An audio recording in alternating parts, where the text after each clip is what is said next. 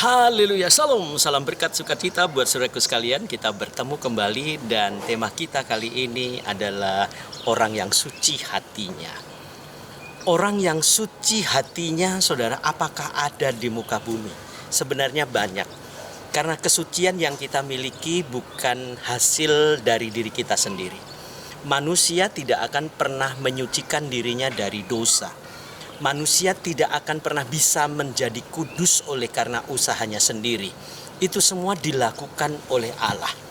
Kenapa, saudaraku sekalian? Karena memang itu adalah tabiat yang dimiliki oleh manusia, yang kecenderungannya bikin dosa. Tetapi kalau ada firman Tuhan berkata, berbahagialah orang yang suci hatinya, karena mereka akan melihat Allah. Karena Allah itu, saudaraku sekalian, jijik terhadap yang namanya dosa. Allah itu tidak menyukai yang namanya dosa. Maka dia rela datang mencurahkan darahnya, membasuh hidup kita, membasuh dosa kita, supaya kita tidak kelihatan telanjang di hadapan Tuhan. Tuhan ingin membersihkan kita dari noda-noda dosa dalam diri kita. Sehingga berbahagialah orang yang suci hatinya, karena dia akan melihat Allah. Karena di dalam firman yang lain, tanpa kekudusan kita tidak bisa melihat Allah.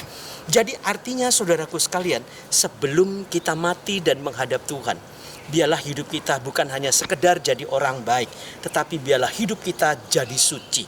Yang bisa menyucikan adalah Tuhan.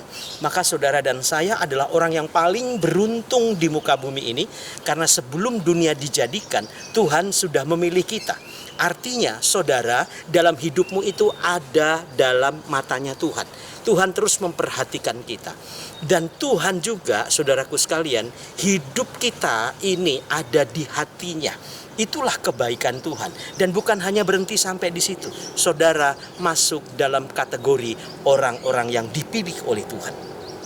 Kalau kita masuk dalam pilihan Tuhan, jangan gagalkan pilihan atas ulah kita sendiri, sehingga akhirnya kita terpisah dari Tuhan. Berbahagialah saudara yang suci hatinya, karena akan melihat Allah. Sukses buat saudara dan Tuhan Yesus memberkati. Haleluya.